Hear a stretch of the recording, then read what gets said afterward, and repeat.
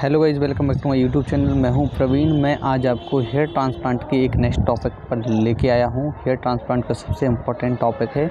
इसमें आपको मैं बताने वाला हूं कि हेयर लाइन कैसी होनी चाहिए। ठीक है, हेयर लाइन जब हम ड्रॉ करते हैं तो हेयर लाइन किस तरीके से होनी चाहिए और कब नेचुरल दिखेगी। ठीक है, तो देखो, हेयर ट्रांसप्लांट कराने से पहले ये बात इम्पोर्टेंट है। और मैं आपको बता दूं कि जैसे मेरे अभी गीले बाल हैं, ठीक है, तो गीले बाल और लाइट दोनों कंडीशन में आप देखिए कि ऐसे इस तरीके से दिखता है हेयर ट्रांसप्लांट। आपको तो ऐसा लगेगा कि यार थोड़ा कम है रिजल्ट, ठीक है, तो मुझे भी ऐसा लगता है।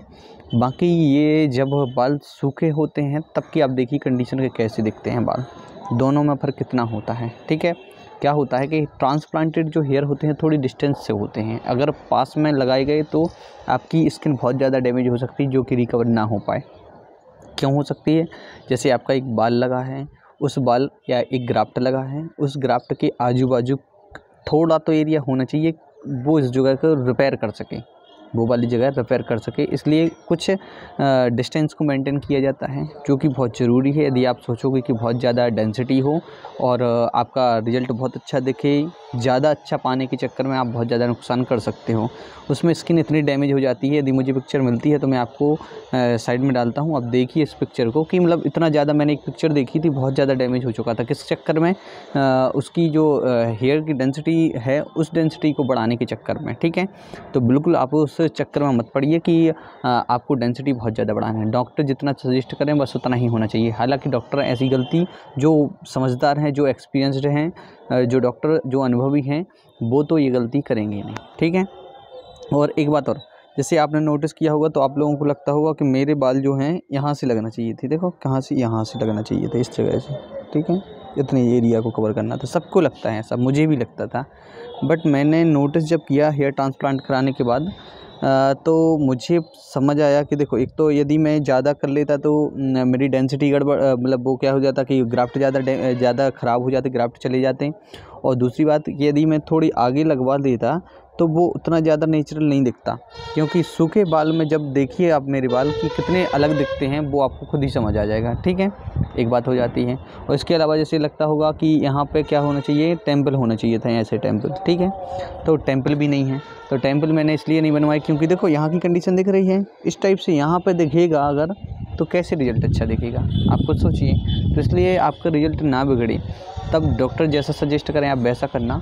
देखो इतना है, उस गंजेपन से तो ठीक हूँ, देखिए पुरानी पिक्चर, इससे तो मैं ठीक हूँ। इसलिए अगर आपको हेयर लाइन बनवानी है तो आप बिल्कुल नॉर्मल और बहुत नेचुरल, जैसे डॉक्टर बोलते वैसी हेयर लाइन बनवाइएगा।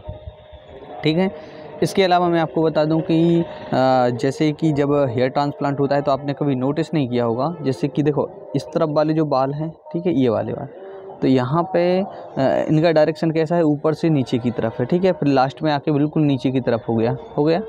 इस वाला एरिया है तो इसमें आगे की तरफ ऐसा डायरेक्शन है, ऐसा आगे की तरफ है। ठीक है, क्योंकि आगे की तरफ ऊपर को दिखें और बिल्कुल नॉर्मल रहें। ठीक है, इसके अलावा जो पीछे वाला एरिया है तो यहाँ पे ऊपर की तरफ होता है। तो धीरे धीरे करके, मतलब डायरेक्शन ऐसे जाएगा, धीरे धीरे सीधा हो जाएगा फिर। ठीक है, तब तो आपके बाल उठे हुए दिखेंगे। यदि आपका डायरेक्शन यदि उन्होंने ठीक नहीं डाला, जो बाल का, जो ग्राफ्ट का, तो आपकी सारा ट्रांसप्लांट फेल हो जाएगा। यदि इस एरिया का उन्होंने ज़्यादा ऐसे न करके और नीचे कर दिया तो आपके बाल तो नीचे गिरेंगे। ठीक है, यदि आपने और बाहर को करवाया और आपकी डेंसिटी ठीक नहीं हुई और ज़्यादा हेयर लाइन बाहर को रखवाई और आपकी डेंसिटी ठीक नहीं हुई तो आपका हेयर ट्रांसप्लांट फेल हो जाएगा। तो इसलिए इस चीज़ पे ध्यान देना है कि हेयर लाइन सबसे ज़्यादा इंपॉर्टेंट है। मेरी जब हेयर लाइन बनाई गई थी, अब देखिए मैंने डॉक्टर की सजेशन से ही जितना उन्होंने बनाया बस मैंने उतने में हाँ कह दिया। उस टाइम भी लग रहा था कि यार थोड़ा सा आगे होना चाहिए, बट मैंने सोचा ठीक है अभी इतना ही करने दो। फिर उसके बाद कभी जब ये वाला एरिया अभी मैंने ट्रांसप्लांट नहीं कराया है, यदि ये कभी हेयर फॉल होता है तो फिर देखेंगे कि जब एक बार एक और सेशन लेंगे तब हेयर ट्रांसप्लांट बिल्कुल पूरा फिक्स करवाएंगे। फिर टेम्पल सारी चीज़ें कर पाएंगे, फिर उस टाइम पर देखते हैं। अभी तो फ़िलहाल काम चल रहा है और अच्छा दिख रहा है। अभी आपको लग रहा होगा क्योंकि मेरे गीले बाल हैं बहुत ज़्यादा, मैंने सोचा कि गीले बाल में आज तक नहीं दिखाया, और मुझे आज आइडिया है कि गीले बाल और लाइट दोनों चीज़ें होनी चाहिए, तब आपको रिजल्ट बिल्कुल परफेक्ट दिखेगा।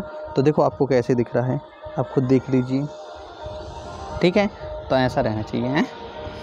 और कुछ आपको अगर जैसे हमारी वीडियोज़ अच्छी लगती हैं तो चलो हमारे वीडियोज़ को लाइक करें और हमारे चैनल को सब्सक्राइब करें। और कोई भी इंक्वायरी होती है तो हम नंबर ही देने ही लगे हैं, तो आप कॉल कर सकते हो, कोई दिक्कत नहीं है। ठीक है, थैंक यू, बाय बाय।